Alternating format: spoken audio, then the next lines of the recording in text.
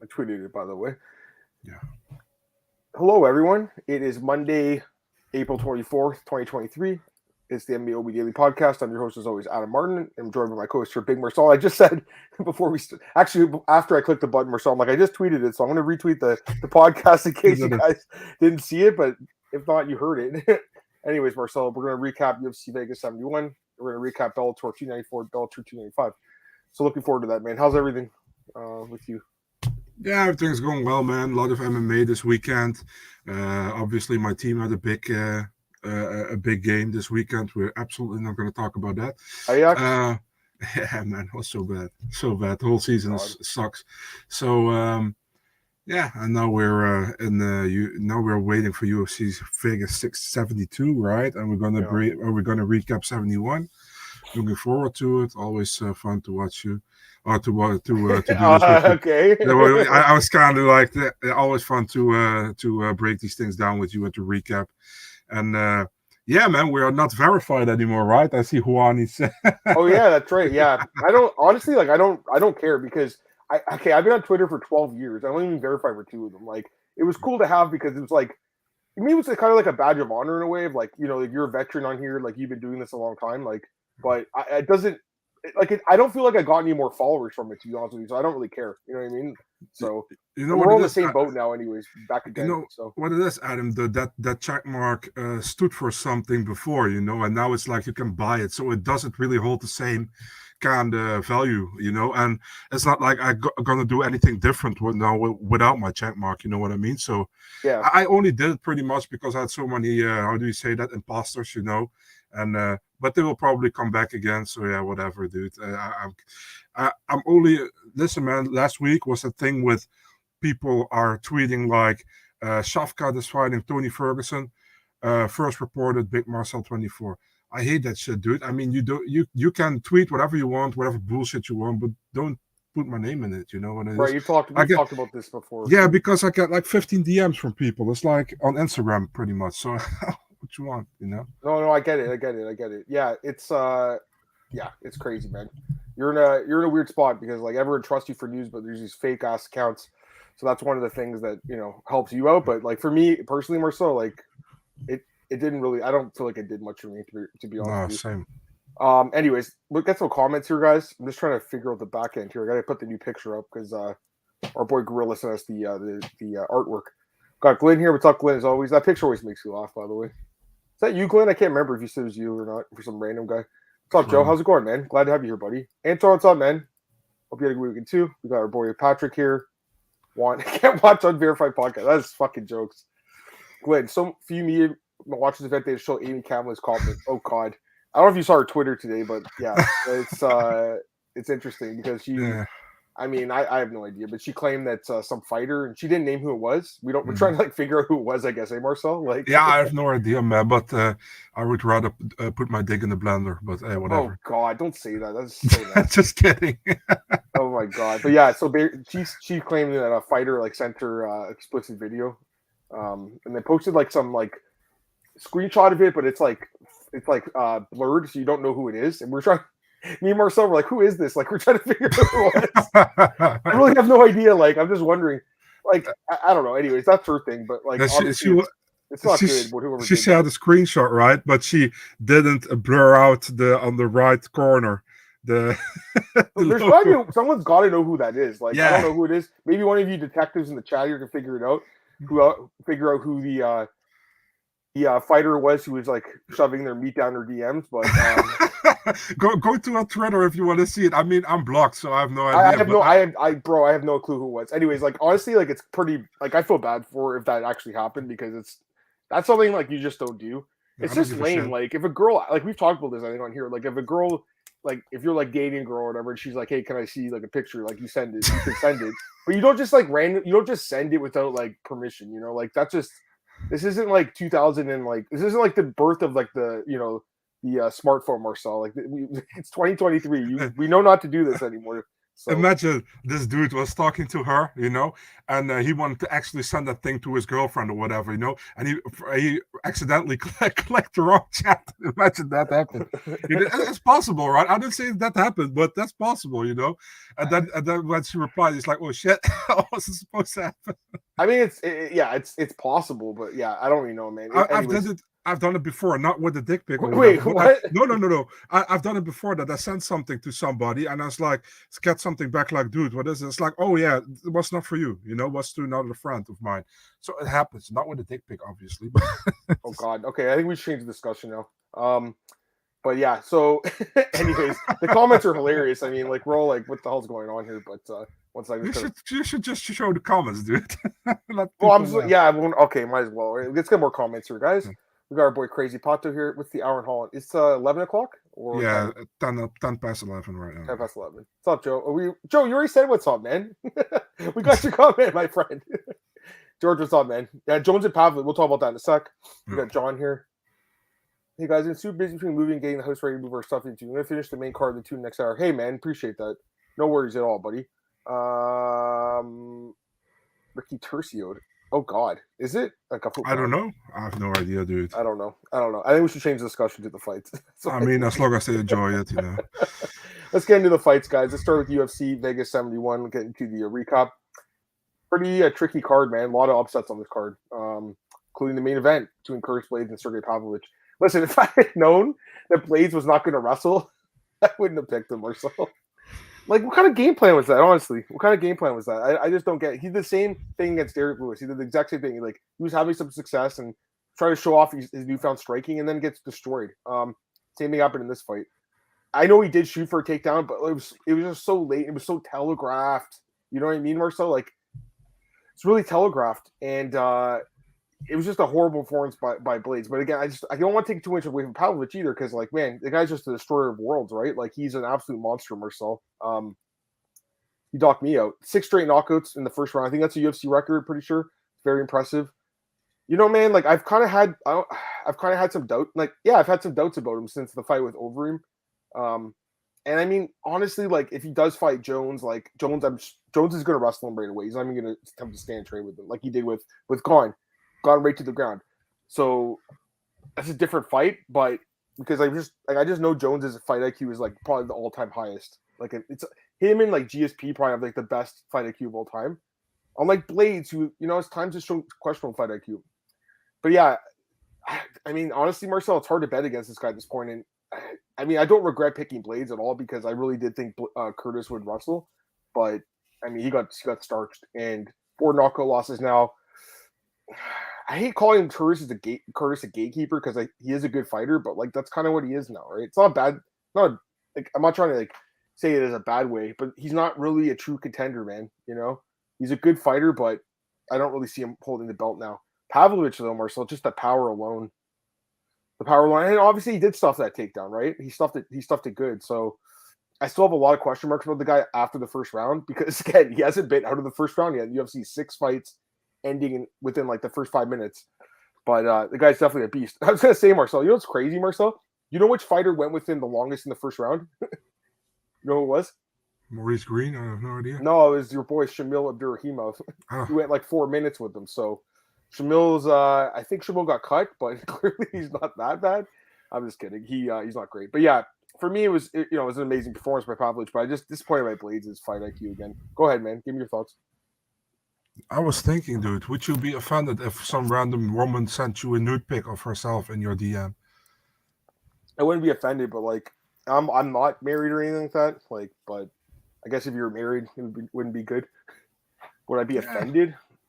Not offended, but like I don't know, man. It's just I don't know. Pictures don't really do it for me as much as they used to. You know what I mean? Like. I mean, I wouldn't mind, but I wouldn't be upset about it. But yeah, well, because you were saying like if Natalia Silva or Amanda Ribas did, but like that's not happening, man. That's just a joke, dude. But I mean, I wouldn't be offended at all. I was like, if I don't like something, I just click it away. You know what I mean? But that's me. I think everybody reacts different on stuff. You know what I mean? Yeah. I think guys definitely react different than girls do, and the other way, But yeah, to the fight. Sorry, man, I'm completely distracted from this topic for some reason. No worries. But By the way, I'm going to post a link in the chat just so people know what we're talking about. Because there's people who are like, wait, you just joined in, like, why are you guys talking about, like dicks? Because apparently a UFC fighter, I don't know if it's a UFC fighter, an MMA fighter, showed off. You can guys check that out. Copy that link there. You guys can check that out. Yeah. About the fight. Yeah, man. I mean, I expected Blaydes to wrestle, and to fight smart, but he tried to take him down one time. It was a really sloppy takedown attempt, and Pavlovich, how do we say that? Stopped that one up, obviously. Yeah, and listen, man, if that fight kept standing, we knew that was probably going to happen, And listen, man, I picked Blaydes because I thought he would be smarter and went for the wrestling. But Blaydes also loved the striking, and I think, listen, man, Blaydes showed improved striking in his last couple of fights, but he wasn't fighting a fighter of the level of Pavlovich if it comes to knockout power and that kind of stuff.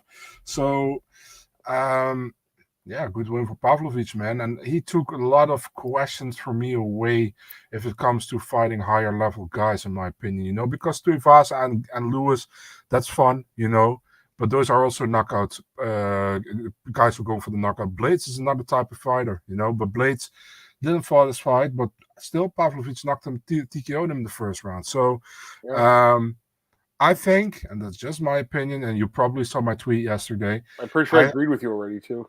I quote tweeted you. Yeah. Oh, you did actually. Yeah, you did. I know. I know exactly what you're talking about. You're talking about Jones, right? Yeah. I think Pavlovich, 6 knockouts, first round. 100%. I mean, he should be next for Jones. And 100%. Listen, man, Stipe hasn't been active for a few years, comes off a loss against Ngannou.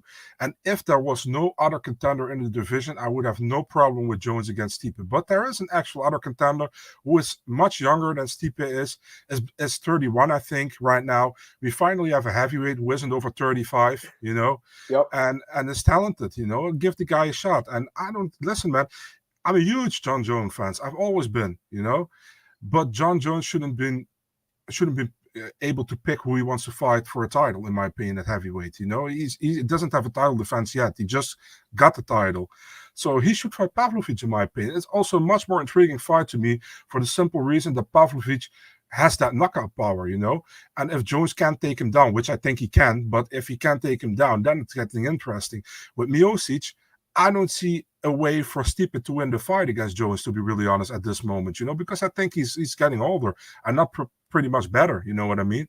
So, yeah, that's how I see it. And I understand that people from a legacy perspective want to see, like, the most successful heavyweight in UFC history against the consensual GOAT for many people, I understand that. But for me, it's like Jones, Sergei, that's a beautiful fight. I want to see that. And why? And also for Sergei, I mean, the dude probably has to wait to 2024 I agree. I mean, is that really what he should be doing? Is that really what he's going to do? I don't want that. So. I want to see him active. I don't think he'll wait that long. Honestly, it's just too long because there's no guarantee either when that fight's over that Jones or Stipe fights again, right? So he'll probably be fighting for a vacant title or something. Like, he's in a weird spot. Like, he does deserve the title shot. I mean, it's hard to argue with it, right? But Adam, we have that weird shit for years that we have one title fight at heavyweight because Cormier was waiting for Miocic was waiting for Cormier, etc., etc. Francis got injured. Francis didn't want to extend his contract with the UFC because there were problems there, And now finally we have a champion who can fight, and has a legit contender who can fight him. But no, we want to go to Miocic, who is pretty much like, listen, man, I won't be surprised if Jones fight Miocic in November, both guys after the fight retire. You know what I mean? And then you get a complete new title. And then what did Pavlovich wait for then? He waited for that fight to happen because they both wanted to do it for their legacy. I mean, this is not like, how do you say that? It's for fun. It's careers. These guys want to go further as well. And listen, man, Jones, great fighter. Stipe, great fighter, but should have been booked earlier. Listen, if you can't book it in July, you should go to Pavlovich. Well, they're saying November now. Like, I mean, this fight's even going to happen. Like, yeah, that's what I mean. Stipe hasn't fought in 2.5 years. Yeah, he's the greatest heavyweight of all time, but it doesn't mean it's the same with holding up the division. It's the same with fucking Conor, dude. Yeah, I mean that fight too, right? Conor's saying he's going to fight the end of summer, but is he even in the pool for the drug testing? So he's not fighting in the end of the summer. He's not telling the truth there. Yeah, man, it's just it's weird. Like, I would rather see Jones and Pavlovich fight than Stipe. And listen, I really like Stipe, but like, and I honestly, Marcel, I wasn't expecting to even say this coming on the show, but like, I've just been so impressed with Pavlovich now. I just can't deny it anymore, right? Like, I know you feel the same way. Listen, man, we were both on the fence last week. I think we both went for Blaydes because we thought So, and Pavlovich, he showed first round TKO against Blaydes is big in my opinion. You know, the only guy who has stopped Blaydes in the first round has been Ngannou, you know, and Lewis knocked him out in the second round, I think. But that's big, you know. And in my opinion, and also, listen, man, I understand Stipe, big champion, this and that. How many wins does he have against current top 10 guys? I'm going to check right now. Let me check. None. I think he doesn't have one. Really? To be really honest. Yeah, check it if you want. I'm going to check right now. All right. Stipe is 40. He hasn't fought in 2.5 years. Yeah. His ranked wins include nobody right now. I mean, like Francis, obviously, but Francis is not in the UFC. But like, let's be honest, like that's obviously, of course, it's a great win. Yeah. But that's it. Really, DC's retired. JDS is retired. All right, no, he's not retired. He's in UFC, or I guess I don't know. He's lost 5 straight by knockout, I think. Overeem's retired. Verdum's retired. Or no, Verdum's in PFL. No, he's retired, right? Yeah. I can't even remember anymore. Arlovsky's the one. He's the only win he has of current UFC fighters, is Andre Arlovsky. Yeah. And like, I think a lot of people have wins over Andre Arlovsky, including Marcus Rogerio de Lima, who's fighting on the card this next weekend. So, yeah, I mean, Stipe is great, right? And I'm not going to go back and do what a lot of people do and be like, these wins aren't that good because these guys are old now. At the time, they were great wins. You know what I mean? I hate when people do that. I'm not going to do that, but those 2 DC wins are great. You know, they're great. And so is the Francis win. You know, yeah. But we're not talking about 2017, 18, 19, or whatever. We're talking about 2023. It's 2023, and Sergei Pavlovich should fight for the belt. It's not going to happen though, man. It sucks because he deserves it. Now, if he doesn't fight for the belt, right? I'm with you. I think he should stay active. The only guy ranked above him right now is Cyril Gane. So could he take that fight, or are you risking Gane? You know, I guess beating him, and then you don't have that contender anymore. Would you do Tom Aspinall against Sergei Pavlovich? He doesn't really deserve it, in my opinion. He lost to Blaydes. I understand he got hurt, guys. I get it, but like he didn't win the fight, so like, why does he get this top guy? What are you gonna say? It's like when you got from college and you got your college degree, you know, and 3 years later you got a gift. You know, it doesn't make sense. You know what I mean? So it's like, I think what it's supposed to want to do, they want to have Aspinall headlining London in July, you know, and the supposed fight is Tibura, you know. Who wants to watch that fight? Like, I don't really care about Tibura. Like, I'm not trying to be mean. Like, I agree, fighter, but dude. Fully agree. That's not the main. That's not the main event. No, yeah, exactly. That's absolutely. I agree. But the thing is, like, and he said that in the BT Sport interview, by the way. Tibura is not even an exciting fighter. Like, has he ever had an exciting fight? I guess. Yeah, the knockout against Victor Pesta, probably. But Sakai, did he knock him out, or was that he got knocked out? Yeah. Oh yeah, he got knocked out. Yeah, he's not really known for exciting fights, right? And anyways, yeah, I mean, I don't have a lot of interest. He has done, I'll give him credit. He's on a nice streak, but like, what I would do if Pavlovich wants to fight. That's the thing, you know. I would do Aspinall against Tai Tuivasa in London, you know, and I would do in France. I would do Gane against Pavlovich. That's what I would do. You know? Again, the risk would be if Gane, beats him by decision or something. Then you go to Aspinall. Yeah, you're right. You're right. So they would have 2 options. And again, if an a vacant belt opens up because Jones or Stipe, then you have 2 contenders. Yeah, because Jones even said, I think, like, there's no, like, he did sign an 8-fight contract, but like there's no guarantee he finishes those 8 fights. There's no guarantee at all. So it's risky, man. It's a weird spot. Okay, obviously bullshit that Pavlovich has to fight probably another fight before he gets title shot, but it is what it is. I want to get some comments now. Yeah, a lot of comments here.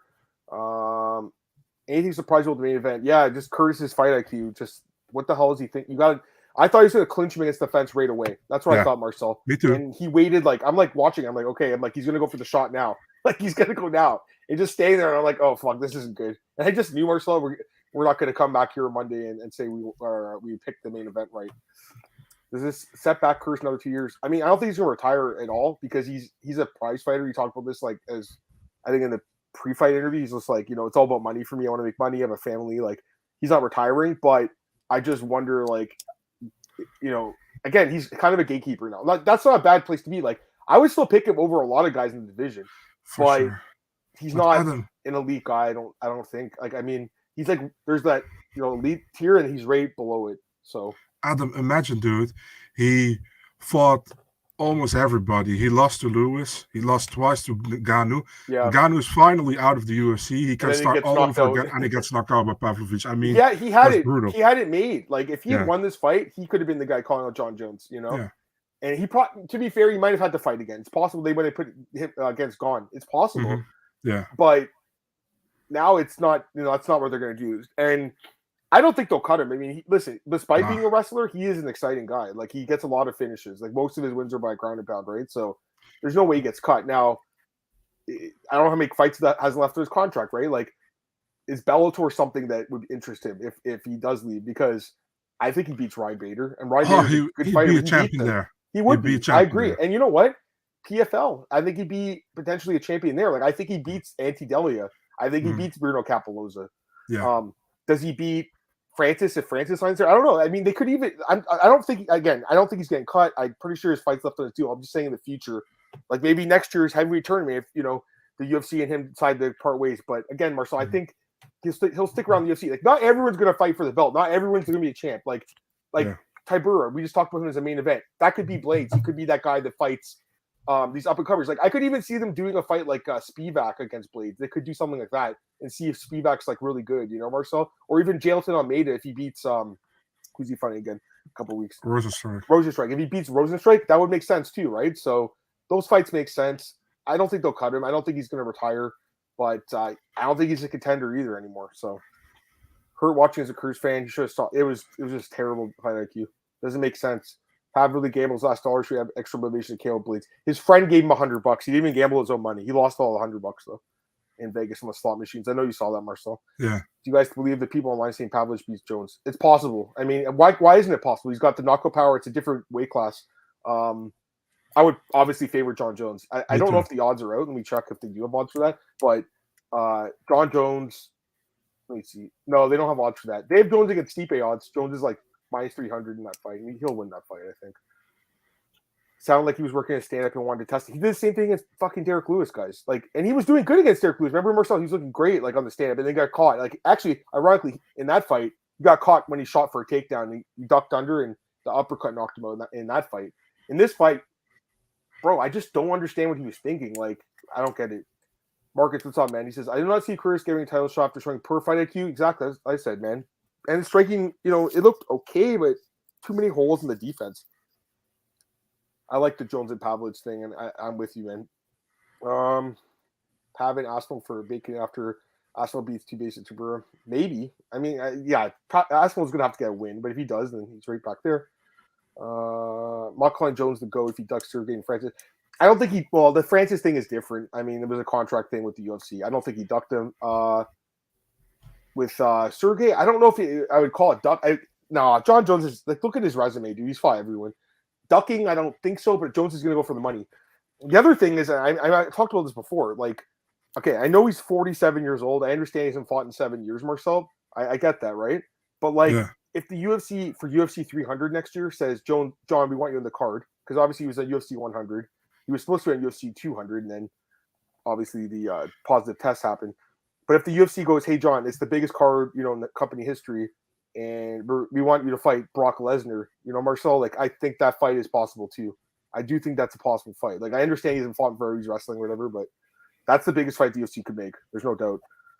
A couple more comments here. Sergei should have said that John's going to be a Paul Creed who's Evan Drago. Yeah, could have said that. He doesn't really speak English, but I guess his interpreter could have said it. Pavlovich win should put pressure on Steve to sign the Jones fight. I agree with that. That's fair. Really like your guys' unbiased commentary, always being fair of both sides. I appreciate that, man. Quan and Blaydes in Paris. Yeah, Marcel suggested that. It's a good fight. Tiberius like Brad Tiberius of heavyweight. Almost exciting but consistent. Fights whoever they send him. Yeah, that's true. Brock Lesnar, John Jones. Dude, I didn't see your comment. I didn't see his comment, but I agree. Marcel, like, I know it sounds crazy, but like, I didn't think Brock would even fight UFC 200. When they announced the Mark Hunt fight, I was like, oh man, that's crazy. And then he destroyed Mark Hunt. I understand he was juiced, right? But like, he still won the fight, although it was later overturned. Can do collaboration UFC WWE, right? I mean, they're under the same umbrella now, so that's why I'm saying it's more possible than it used to be. What's up, Noah? How's it going? What's up, guys? Keep up great work. Y'all are actually awesome. Appreciate that, my friend. It's very nice of you. I think Blaydes' performance against Lewis was more surprising. There was a lot of more openings, takedowns in that fight. True. Who would you favor to win, Spivak and Blaydes? Yeah, look, Marcus, again, I think that's the kind of fight they could make. That's a good question. I don't know. I mean, probably I would still probably favor Blaydes because I feel like he would cancel the wrestling out. And I honestly feel like Spivak doesn't have a great chin either. He's been knocked out a couple times, but like Spivak's improving rapidly. I don't know. What do you think, man? Yeah, I would still favor Blaydes, man, to be honest. That's what I'm saying. Like, so he's still a top 5 guy, but he's not a top 3 guy. That's the problem. He's in a very weird spot right now. Not gonna lie, I feel bad for Blaydes. Yeah, I mean, it's a rough spot he's in right now. We're doing over in the least entertaining trilogy at heavyweight. The first fight was in Pride, I want to say, right? And it was pretty good, if I'm not mistaken. The fight in Strikeforce was absolute shit. It was one of the worst fights I've ever seen.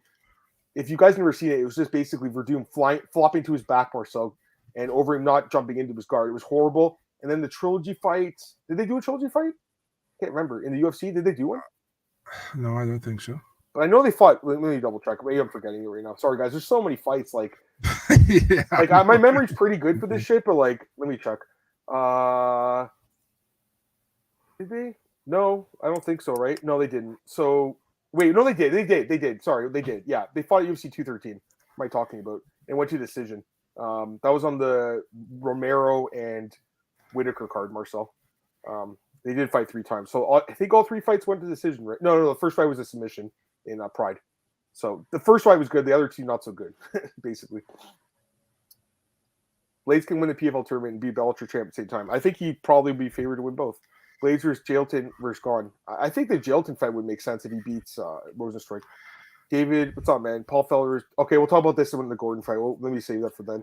Who should Volkov fight? Volkov's not really even he's still a good fighter, but like, I don't know, who has he not fought like in the top 15 basically? Like, Volkov's a good fighter, don't get me wrong. Like, I guess he could fight Jailton if he wins or something. I don't know. The top 15 is kind of weird right now because you have like Dawkins who's not going to be in there anymore, and then you got all these guys like Stipe that never fight. Why is Stipe even ranked anymore? He's been fought in 2.5 years. Why is he ranked? Tell me. Like, I don't understand the rankings. I really don't get them, guys, because like we're talking about Norma Dumont's ranked 13th at bantamweight. She has never weighed 135 pounds in the UFC. How the fuck does that make sense? Don't even get me on this, man. I'm gonna get so angry. I don't want to get angry now. I'm having a good day. It's been a good Monday so far. Please don't do this to me. Joseph Francis UFC 300. That would be good.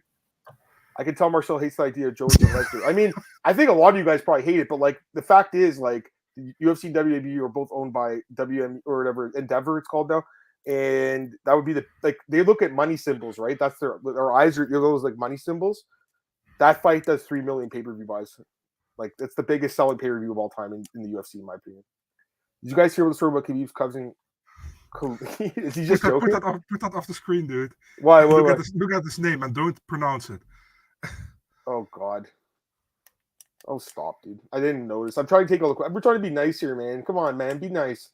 All right. Crazy part is UFC 300. Yeah, it's going to be like April, I believe. All right. And let's move on to the next fight, Marcel. I don't want to talk about this anymore. We both agree that Pavlovich should get the title shot. He's probably not going to get it. That's basically what it comes down to. All right. Bruno Silva gets the upset. Marcel knocks out Brad Tavares. At first I thought it was a good stoppage. On replay, Marcel, it was a bit of an early stoppage, in my opinion. But, he still got dropped, and he was in a bad spot. It looked bad to the ref. I get it. So I don't really blame the ref here. The ref was Mark Smith. Don't blame him. It looked a bit early. But either way, Tavares, very known for his durability, and he got knocked out. So I don't know. Bruno Silva, I don't like. Remember, I kept saying to you guys, like, I'm like, the loss to Pereira doesn't look so bad now because it was decision. But then he goes and fucking loses to Mearshart and gets dropped and submitted, right? And I'm like, this guy's not as good as I thought. And then he bounces back here. So it's like he's kind of a weird guy he's been a hard guy to pick his fights lately. But it was a good win. Any thoughts? That's a good win, early stoppage in my opinion, but that's just my opinion. I feel like Tavares was still there, and he had his eyes open. But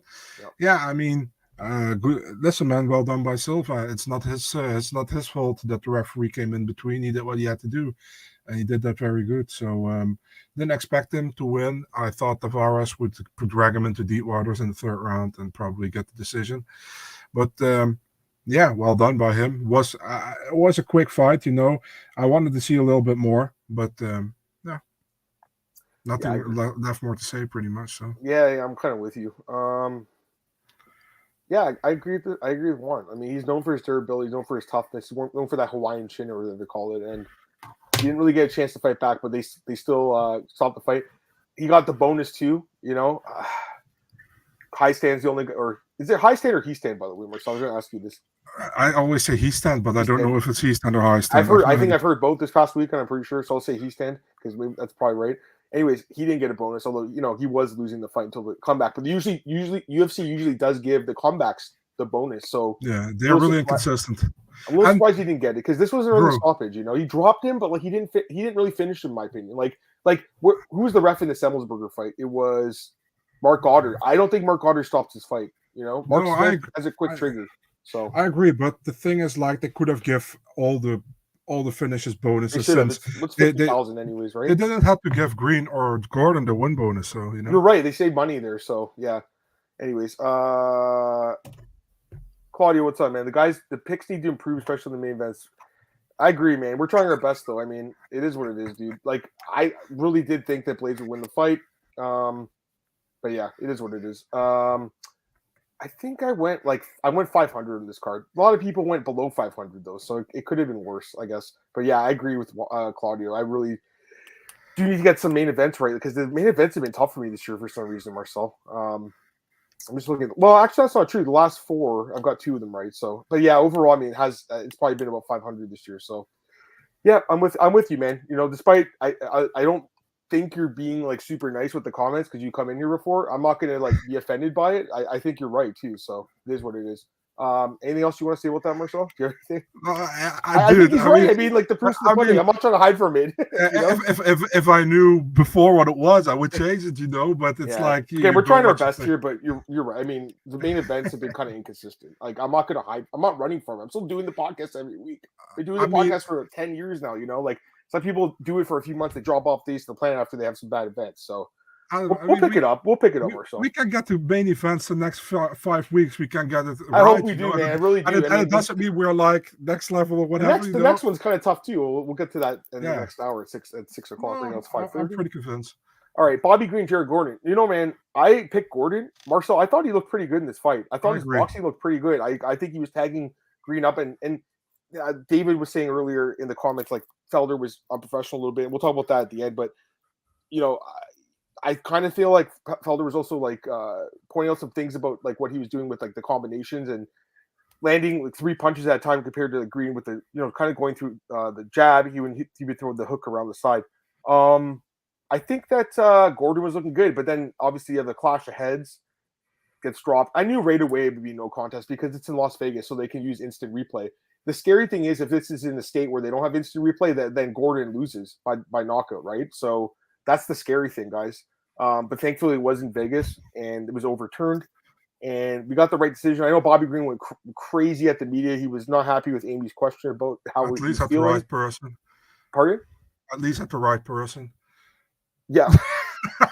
Anyways, he wasn't happy. I don't know if you guys seen it. He spoke to the media for 1 minute and freaked out and then left.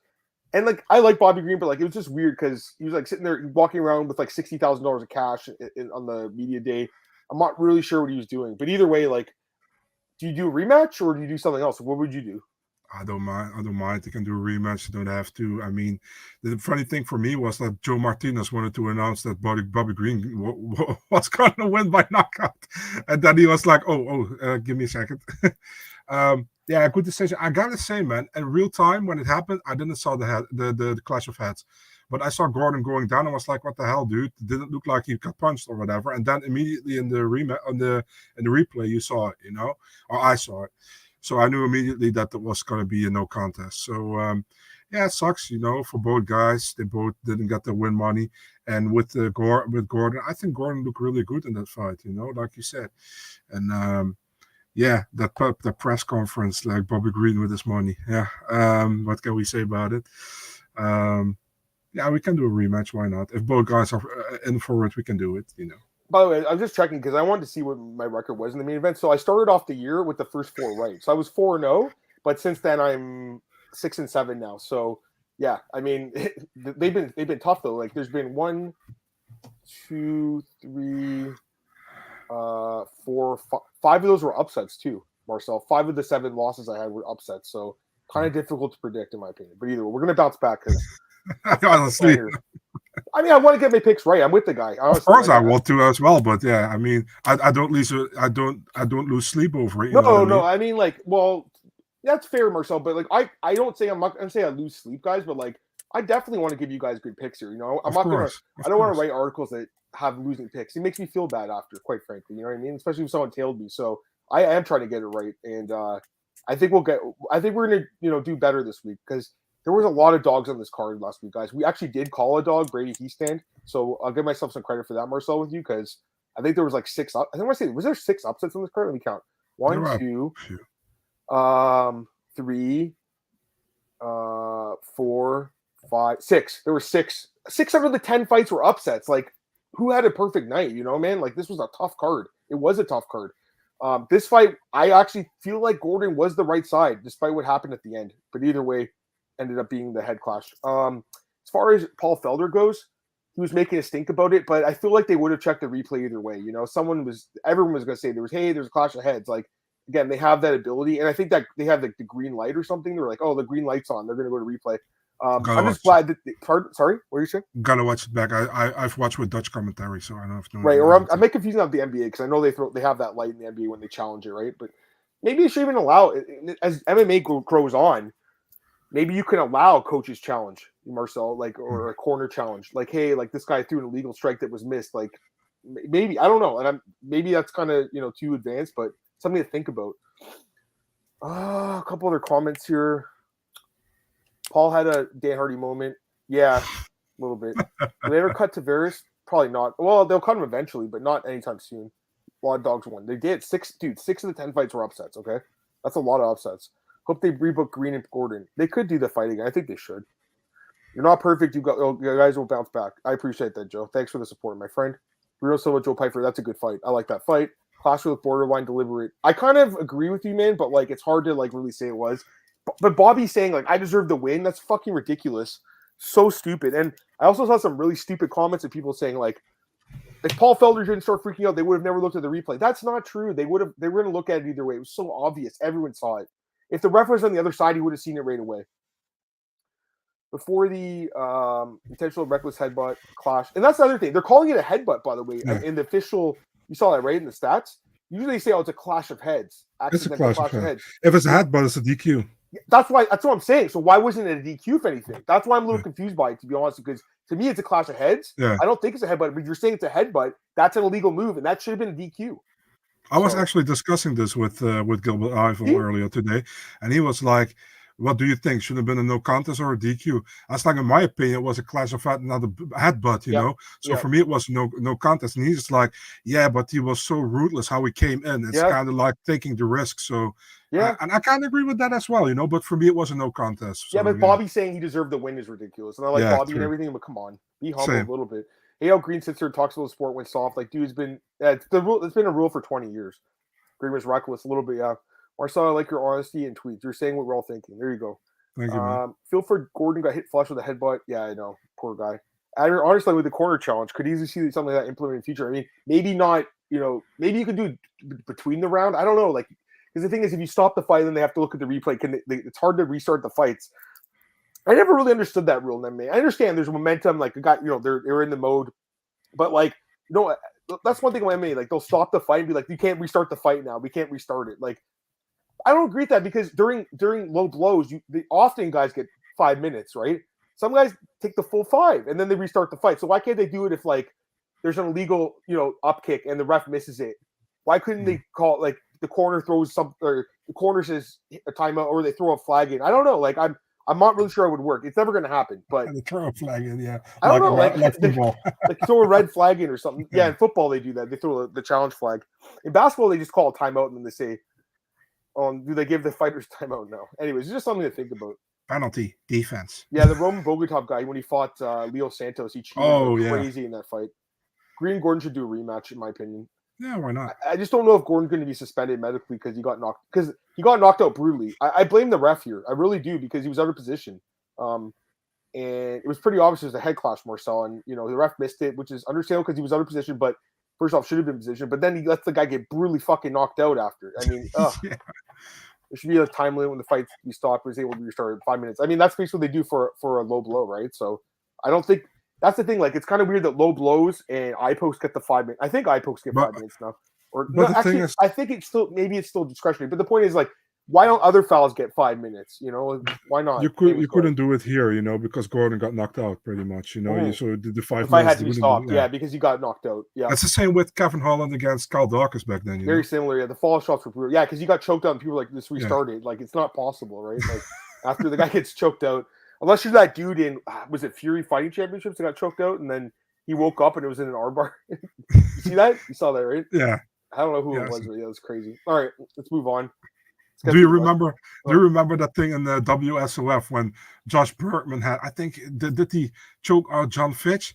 And who was the referee? Steve Mazzagatti, I think. He was looking at it. I was looking at it, and that Josh Bergman stood up and he was like, and Mazzagatti was still looking like, is he done or not? Yeah, no, for sure. All right, next fight, Yasmin Lucindo defeats Brogan Walker. I mean, there's not much to say about this fight. Brogan Walker is not UFC caliber. I thought she was decent on the show, but she hasn't looked good in the UFC. She's more of like an Invicta FC level fighter, right, Marcel, I would say. Lucindo is good, but, I mean, this fight was, to be honest, Marcel, this was, to me, like, a lot of people were like, oh, the Usman Tafa fight was boring. Like, I thought this fight was boring, too. I don't know what you thought, but didn't impress me. I thought Lucindo did very well, dude. I mean, she's 21. Yeah, she's she like, well.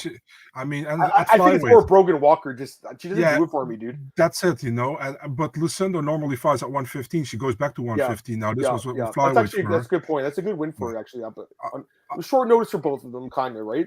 Yeah, I was talking to Thiago Okamura, who manages her. He was he was also in her corner for this fight, and she was dancing, walking out. So I was like, dude, if you're in her corner next time and she's dancing, you're gonna dance with her as well. And he's like, yeah, we better not do that. It's like, yeah, you do that just for fun. I think Lucindo is pretty good. You know, I really like her, but she's super young, so you can go so many ways with her. I hope they don't push her too hard, you know. She's still 21. Hard fucking debut against Yarwegui, like that fight was hard too, and that girl's. And it was a beautiful fight. Great fight, yeah. So we'll see what they do with her, but like, what about like Loma? Would you like to see that fight, her versus Loma? I actually brought that up in my article today in the Dutch article, where I think that Loma would be a fun fight for her, you know, and even Denise Gomez would be a fun fight for her. Same fighters you mentioned last week. We talked about Gomez and. Sam Hughes is another one. She's tough, you know. She'll stand. I wouldn't go with Sam Hughes yet because Sam Hughes is kind of a girl you want to let her fight the girls who are like almost at the top 15, you know, because she's super tough, you know. Yeah, and good wrestling and cardio, right? So Jeremiah Wells defeats Matthew Silverberger, split decision. I think we both picked Wells, right? Pretty sure. Yeah, fun fight. I think it was a great fight. Would you have given it fight of the night? I know you're thinking about it during the card. I know you're like, what are they going to do here, right? I don't know, man. I'm not sure if I would pick this as fight of the night. I'm not sure. It's a good fight, but you're right. Yeah, I mean, I would probably go with. I would prefer Usman against Tafa probably, but no, I'm just kidding. I mean, no, this was a good fight, man. I mean, Samuelsberger. Actually, the fun thing is like Wells got very aggressive in the beginning, and then he got tagged by Samuelsberger, and he's like, "This dude is quick, you know. I gotta come up with something else." And then he got dropped, and then. He remembered, and with Daniel Gracie fight team, I can use my ground game, you know. And his ground game was far more superior than Samuelsberger. Samuelsberger didn't know what to do. Had a few cage grabs, which the referee didn't saw. But Wells did well, and he did it smart. You know, he showed his higher fight IQ in my opinion. How'd you score it? What was your scorecard? 29-28 Wells, or either 30-27 was possible, but I went 29-28. I don't agree with 30-27. I mean, the guy basically got knocked out and came back to life in the first round. Yeah, that's why I said 29-28. I know you said that, but like there's two judges that scored 30-27. I don't really agree with them. It came down to the second round. How'd you score that? Because again, Samuelsberger had that quick knockdown, then Wells controlled the rest of the round. I think he, you know, did a little bit more damage, you know, in comparison. Where in the first round, like he got dropped really good and hard, and then he got hit again and again. So for me, 29-28, Wells was my scorecard. Third round obviously is around. Don't hate the scorecard for Samuelsberger. I feel like it's closer to 29-28 Samuelsberger than 30-27 Wells, because I don't agree with the first round giving it to Semi the Jedi. You know what's crazy about? Well, hold on, let me just say something with Semi the Jedi. Sure. You know what's crazy, guys? He has 8 fights in the UFC. He has 9 knockdowns now, Marcel, in the UFC. Crazy, 9 knockdowns. That's more knockdowns than Sergei Pavlovich has in the UFC. Can you believe that? I checked that. Sergei's guy, I think 7 or 8. He's got. Sergei finishes. That's the difference. I was going to say that. So that's the thing, right? knockdown could be a little bit of a misleading stat because sometimes you don't have that death punch, and it doesn't seem like someone could get you down. But other than that, Martin Sano guy, Marcel, and I guess Jason Witt too, those two guys. But other than that, he's got knockdowns almost all his fights, but the guys are able to survive and get up. So, Wells they were asking him, like, does he have crazy power? And he's like, it's not the power, it's more the speed. It comes at you so fast you don't see it, and that's where the guys are getting dropped. So just something to think about. And then obviously, like, a guy like Jason Witt's never going to eat that punch, right? But I like Samuel Jedi. I'm just saying, like, that's why the knockdown can be a little bit of a misleading stat. You can't be like, oh my god, this guy's a brutal knockout, because he only has 2 knockouts, right? So despite the 9 knockdowns, that's crazy. That's a lot of knockdowns, though. He has 5 in his last 2 fights, and he's only 1-1 in those fights. So that's interesting too. Anyways, go ahead. I got to ask you this: when you hear the 30-27 scorecard, for who do you thought it was? Wells. I knew Wells won the fight. I just didn't like the scorecard. I liked it. And again, I picked Wells. I thought he'd win. I really like this guy. By the way, Wells 4-0 now in the UFC.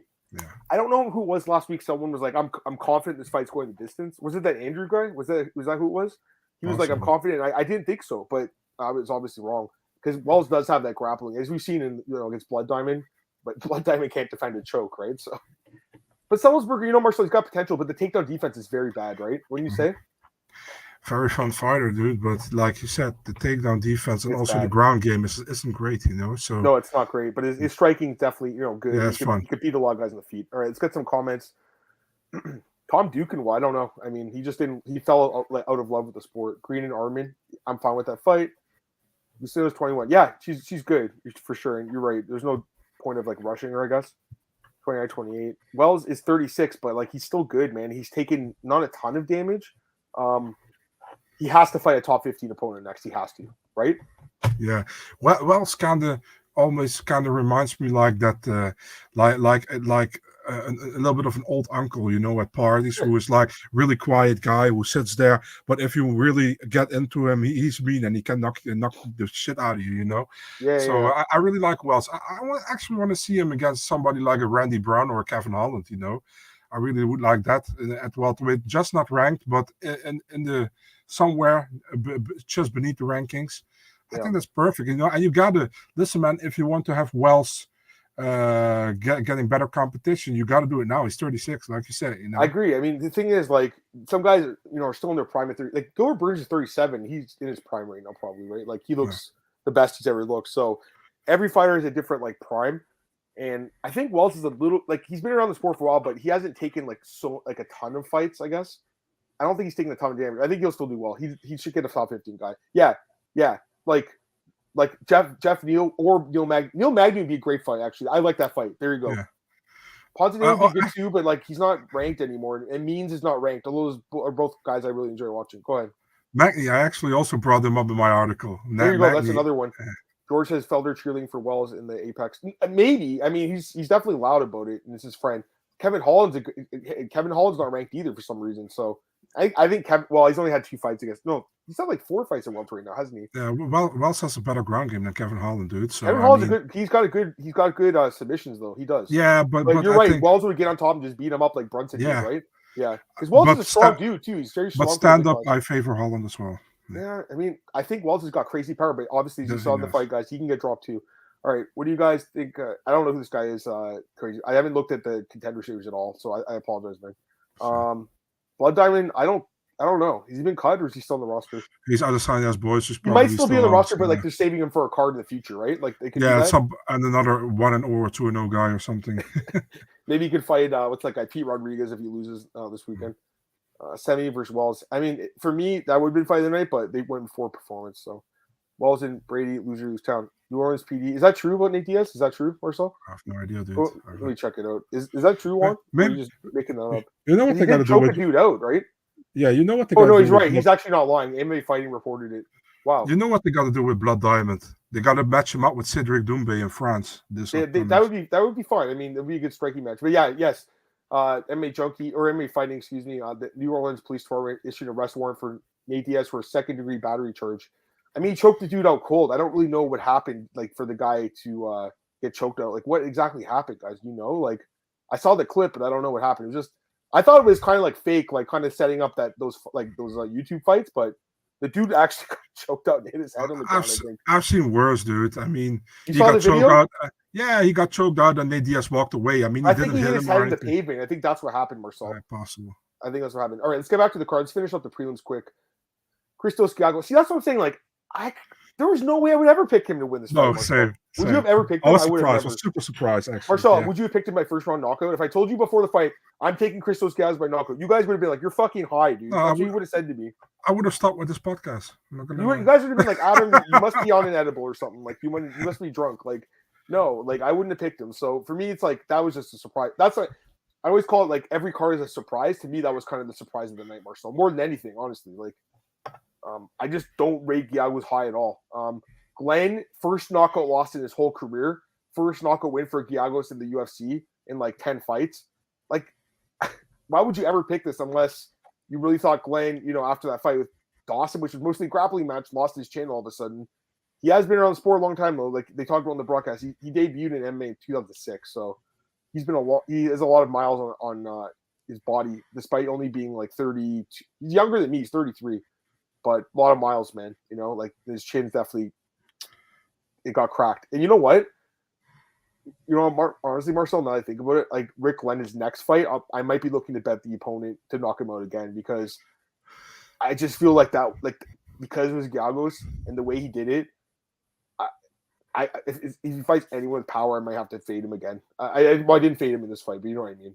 Anything you want to say to that? Yeah. Yeah, he lost the porn stash. I mean, you can do that, but he didn't look good, I was surprised with Giagos, and I'm happy for the dude because he really needed it. He saved his job, right? Wouldn't you say? Yeah. Or yeah. Oh yeah, because he was already on the second UFC run. So the only thing I'll say about Giagos is like if you look at his record, his opponents that he lost to were really good. Yeah. They're all really good. So like even Chris Wade is not a bad fighter. Drakkar Close, like those are decent guys that not a lot of people beat, right? So and then the rest of them are all like top 50 ranked. Arman, Capone, Oliveira, like those are good fighters. So he's a little like underrated, I guess, man. We've definitely underrated him on this podcast, I would say. Actually, that's not true because he's lost his last couple of fights, but we underrated him. I understand what you mean. Yeah, I don't know how many fights I picked him to win in the UFC. To be honest with you, probably not many. Probably not many. No, I picked him against Sean Soriano, I think, but maybe because Soriano I think went 0-5 in the UFC. Yeah, one of the only guys to go 0-5. All right, next up we got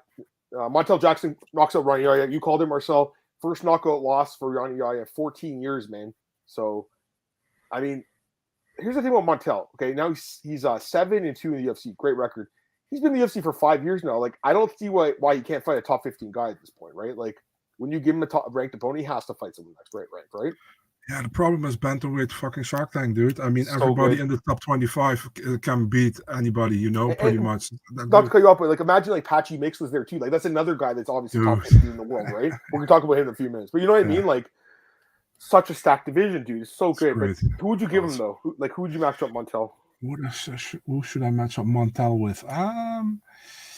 Yeah, that's a really good question. What about Chris Gutierrez? He's ranked number 14. He lost his fight. I was thinking about Kyler Phillips, but Kyler is suspended now with USADA, I think. What about Adrian Yanez, number 12? Would you do that? Yeah, why not? I mean, yeah. Jonathan Martinez, number 13. That would be. Jonathan's on a roll. I would say Saeed, Gutierrez. Saeed Nurmagomedov. Or Saeed. Sorry, I forgot about him. He's ranked there too. Yeah, any of those. I think he deserves a top 15 guy. He's got a nice win streak. He's good. He's knocking guys out. He deserves it. Basharat and Marcel. I mean, Basharat's good too. He's definitely gotta be Javid then because who? Man. Oh, Javid. Yeah, Javid Basharat off the lead. All right, next fight.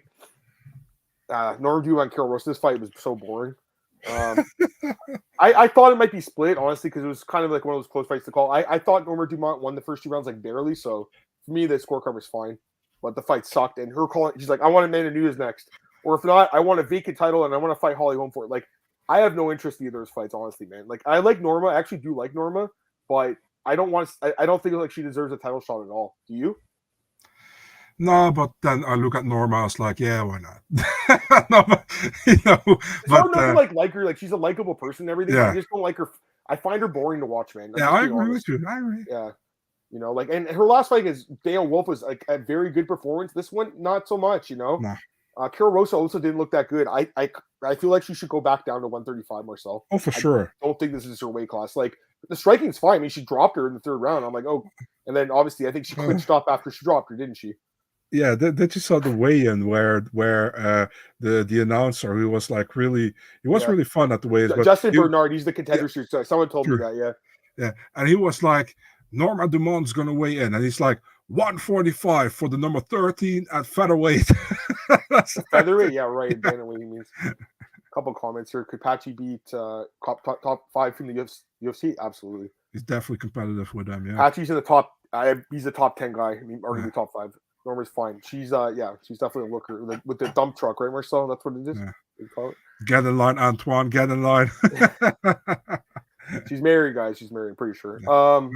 I think to like one of her coaches. I could be wrong about that, but yeah. Awesome.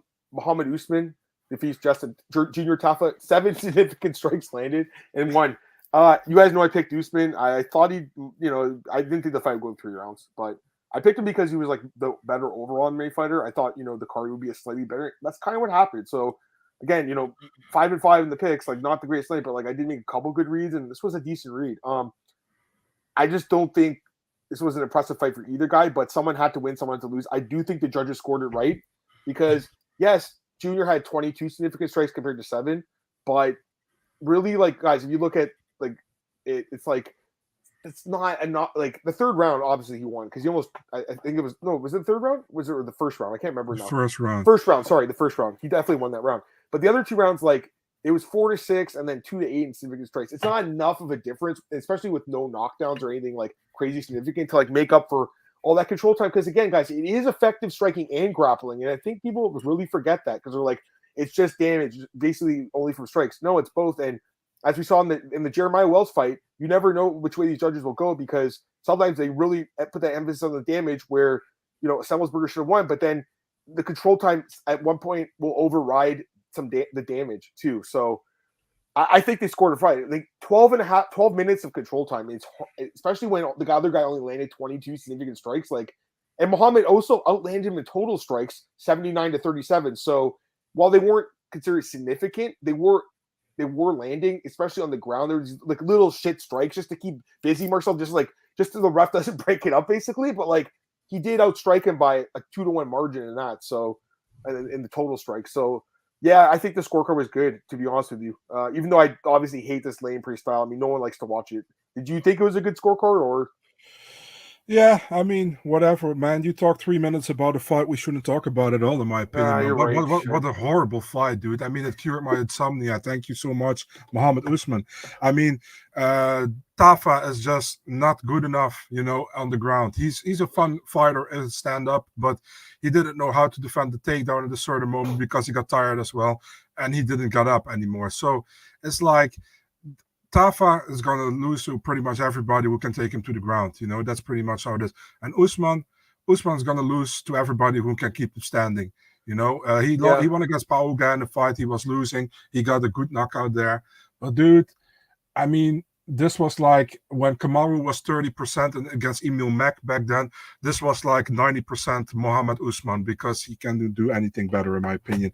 I'm not high on him at all. And I'm also talking now already 1.5 minutes about it. And we should stop about this fight, man. Horrible fight. And we'll never want to see it again. All right, a couple other fights really quick. William Gomez defeats Francis Marshall. I scored it for him. And the live odds had him as a dog in the third round. It closed at plus 800 at the bell. And we were talking in the Discord. People were like, kind of split, but more guys were leaning towards Gomez. I thought he won the fight. I thought he won. I think it was the first 2 rounds, like barely, but he did. What do you think? I think Gomez won first, second round, in my opinion. Dude is super annoying to watch, in my opinion. And the same against my countryman Jarno Arens. He won the first 2 rounds, and then the third round he almost got submitted. That time with a triangle, this time with rear naked choke. Yep. And he got the win. It's like he's just a super frustrating guy to watch. It looked like Marshall finally let it go in the third round, and it was too late. Yeah. I mean, good win for Gomez again, but I don't really see him as like a next level kind of guy. But yeah, another good win for him, second win in the UFC. What can you say? We'll see what's next for him. But because I thought that Marshall would win here, so yeah. And then Brady Heastan defeats Denat Bakary, third round TKO. So thoughts on this fight? In James's VIP survivor poll on his Patreon, James Lynch, it was like we had 20 guys. It wasn't much money, but 20 guys were in the, or actually 19 because one guy didn't send his pick in, I guess. So 19 guys, and by the way, 9 people I think got eliminated in the first week. Like this was a hard card to pick for. So it was half our pool got eliminated in this first week, guys. And this fight was crazy. I was actually going up against Alex Behunin because he had Denon, and people in the chat were like, "Oh, this is an easy win for Denon." And like, I don't know, man. I think Brady can win, and me and Marcel, we both agreed on this dog last week. So I was like, "All right, I'll take a shot on this guy." This was a fucking sweat, Marcel. Watching this fight, I mean, he obviously was down after the first 2 rounds. His corner told him it was 1-1. That was crazy talk. All 3 judges had it, by the way, him losing the first 2. One had it 2017, excuse me, for a 10-8 second round. He was definitely down, but Marcel, the wrestling and the cardio won in the end. That's what won this fight. Denon completely gassed out. He had nothing in the tank left with 40 seconds left. And a lot of people bitched because they lost their bets and they bitched about the stoppage, okay? Yeah. I had no problem with the stoppage, and neither did the fighter. He did not complain. No one said anything. He looked defeated, bro. He was broken. I like, listen, it wasn't like an impressive performance by Brady, but in the end, he broke the dude and he got the win. 3rd round TKO. So, any thoughts? Why you said like we did a little pool and 90 guys sending their pick and then one didn't, and the other one sent it to Amy. Dude, okay, wow, that's hilarious, but also so wrong. Yeah, one guy just didn't respond to the pool. It was so weird. We're like waiting for this dude for like 3 days. He just never showed up. It was crazy. Anyways, 19, I'm just saying, Marcel, it was a tough card to pick. Like half the pool got eliminated, including you. Yeah, I picked Tafa. Yeah, true. So you got eliminated. Cole got eliminated. Cole Sheldon, our friend James Lynch, he got eliminated. Alex got eliminated. Like a lot of like people that are working in the business that know the fights got eliminated the first week. Very difficult card to pick, Marcel. Anyways, go ahead. So, yeah, I mean, Dana did very good early on. And yeah, like you said, he completely gassed out. And that last takedown from his stand was enough, you know, and then getting to the cage. And then he was not responding to those punches, you know, those weren't even hard punches, but he wasn't responding, you know. So the referee could have stepped in, and he did, you know. And maybe some referees wouldn't have done it, like you said earlier. Maybe Mark Goddard wouldn't. I don't even like that ref, Jaron Vallel. I don't think he's a good ref, but I think the stoppage was fine. Like the guy was not defending himself at all. Unlike last week, remember Landon Venata against Danielson, like he responded, he was moving, he was putting his hand there. This guy was just like sitting there getting like teed off on, like the fight's over. Like he wasn't defending himself.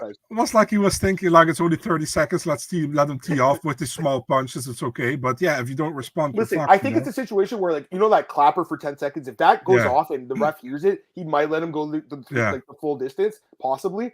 But there's so much time. Like 40 seconds, it doesn't seem like a lot of time. In the cage, if you're like exhausted, that's a fucking lot of time. So, anyways, I think we're on the same page, right, Marcel, with that fight. Marcus asked what we scored the fight out of the card out of 10. 7. I don't think I'd go 7, dude. I wouldn't. Probably 6 for me. 6. I think I don't know, guys. Like, it wasn't my favorite card.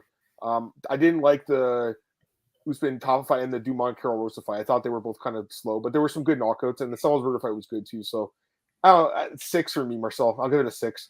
There's only 10 fights. Like, the Green fight didn't end in a result. And then also we should mention, Marcel, Priscilla Cachoeira, guys, missed weight. She came in 130 on Friday, and I knew the fight was not going to happen, man. It was just too big of a weight discrepancy that they weren't going to allow it to happen. And Karine Silva, I'm convinced she would have submitted her. I don't know if they'll rebook it or give them different opponents, but I'm convinced she would have submitted her. And you cut Cachoeira? Would you cut her? Cachoeira was bitching, man, in Portuguese on Instagram about it. I mean, I asked someone to translate it for me. She was like, and I did everything I could, but I was over. And we offered her the fight, and she didn't took it. Also not at catch weight. And she's like, we were supposed to fight her even earlier, and she didn't took it. So she was pretty much like deflecting, man, really reflecting, really weird. So yeah, I don't know what to do, you know, but I'm just sad for Karine Silva, you know. I wanted to see her fight, and it's been some time. She fought Botelho, I think, in her debut in the UFC. There's been some time, so Yeah, it sucks for her, man. And by the way, kudos to Karina Silva, man. She's talking English now. Yeah. She's learning English. I don't know if you saw that on Instagram, but No. she's really improving her English because she want to how do you say that? She want to interact with her fans, also with her English speaking fans, which is really cool. So Kasha Ware, she actually missed weight against Julia Robertson, and that was 3 fights ago. But why did they let her fight at 125? I don't get it. Yeah. You know, I know she should probably be. Well, they might force her up now. And then she actually had several catchweight fights before she came to the UFC. So, yeah, I mean, she probably gets another fight, but like, it's weird, you know. She's MMA Masters, right? Cachoeira. I don't know. Yeah, she should do more cardio training with Colby, I think. So, and with his car getting cut, hate talking about people losing their jobs, but it's a reality of things, right? Brogan Walker might get cut. Yeah. They might give her one more because she only makes probably 12 and 12 or something. Yeah.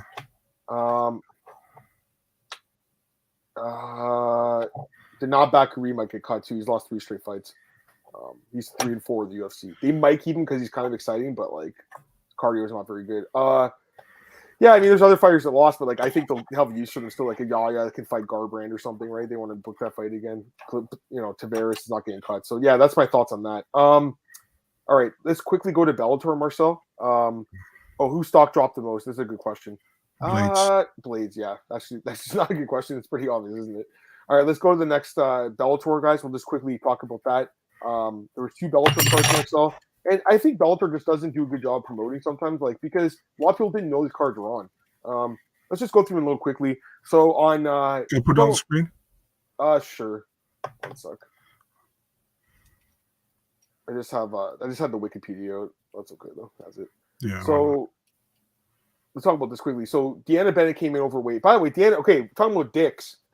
Did you guys see her pre-fight interview with the MMA Junkie? Yeah.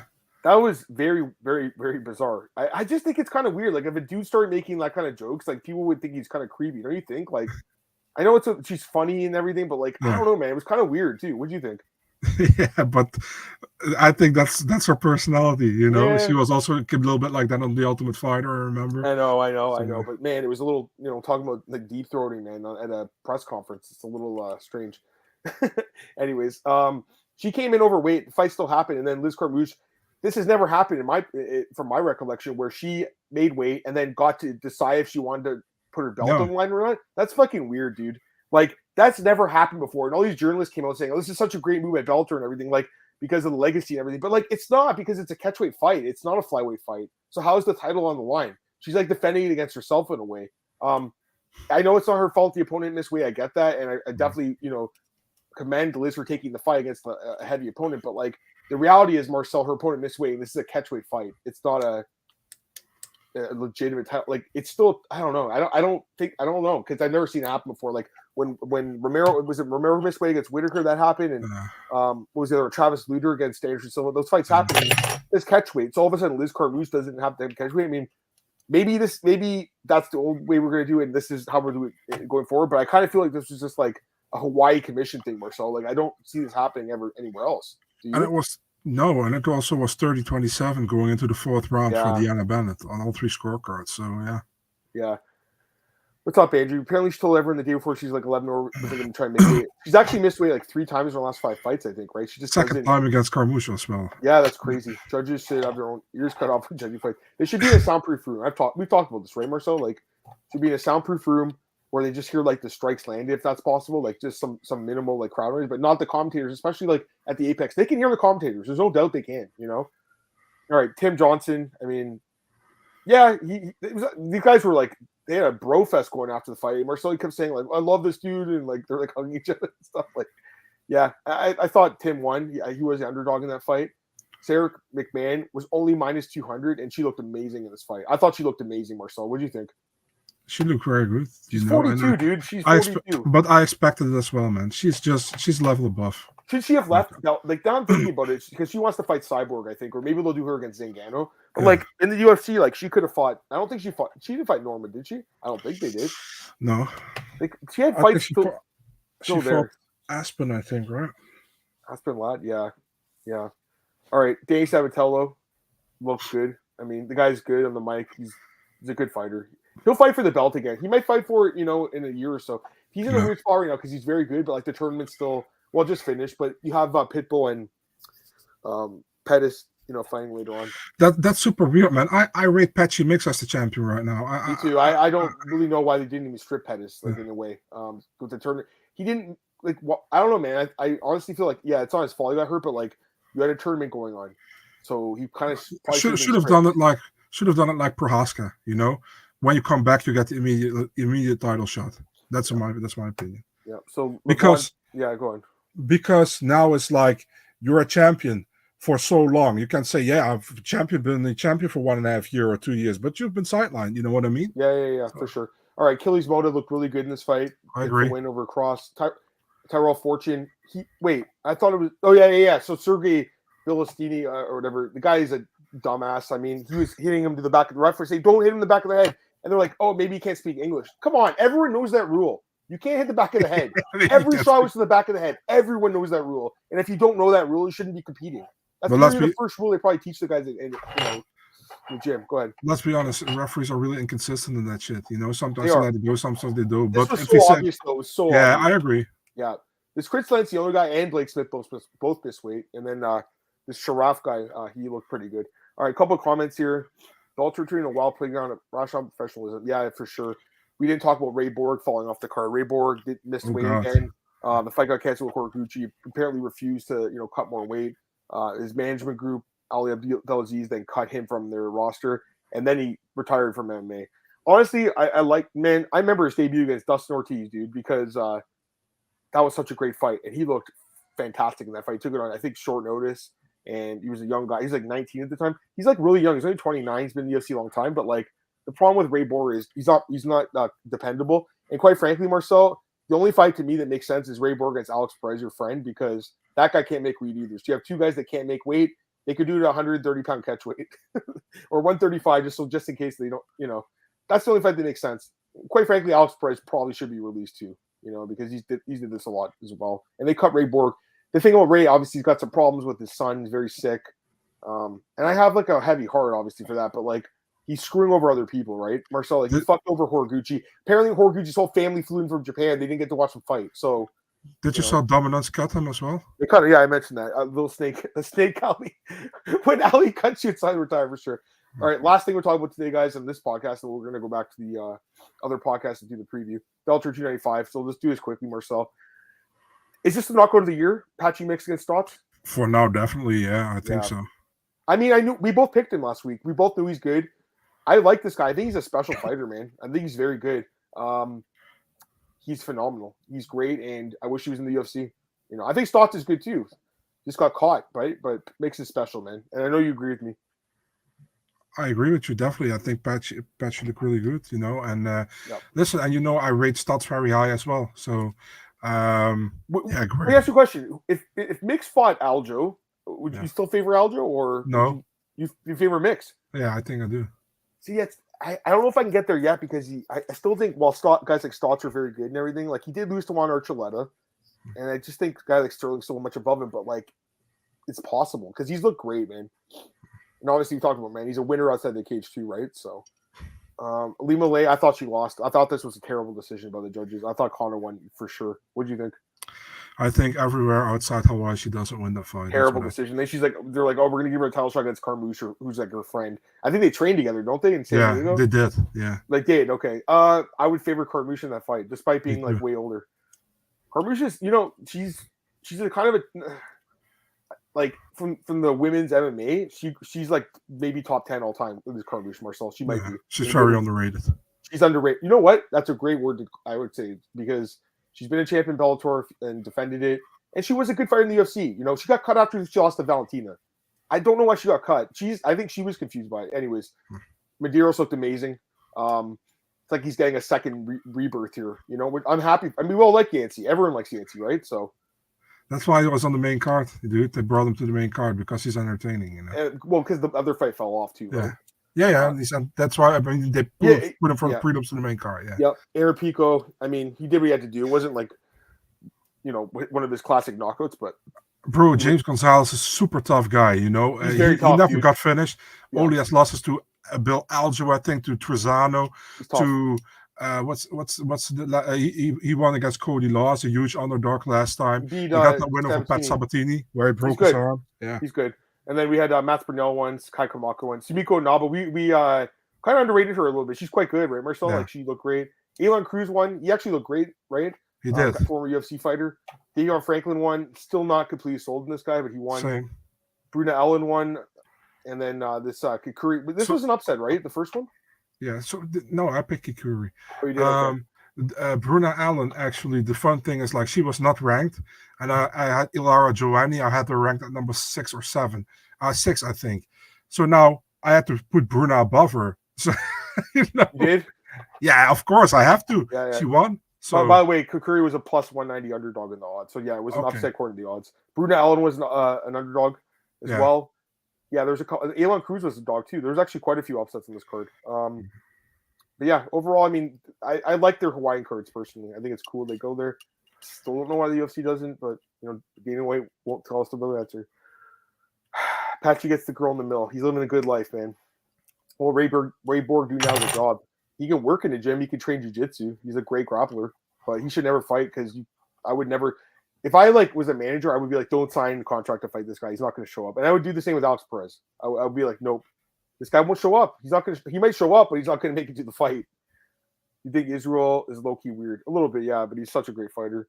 I don't know. Dana White keeps lying about. He's just like, oh, we can't make it happen. But it's like Bellator's been doing it for years now.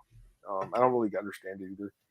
Try to explain the fact I was in line. We don't get it either. I mean, listen, I don't hate the reasoning because it's like it's not her fault the opponent missed weight, but it's never been done before from my recollection. Like I said, guys, so I don't really like it starting now. Anyways, Marcel, let's wrap up this podcast. So, guys, I appreciate you guys tuning in here. We're going to start the other podcast just a minute here. We're going to preview UFC Vegas 72. But for now, we appreciate you guys tuning into this one. Smash that like button and everything, guys, and do all that stuff. And we'll talk to you in a few minutes here. We're going to do the UFC Vegas 72 preview. Just stay tuned for a few minutes, and I'll tweet it out. Peace.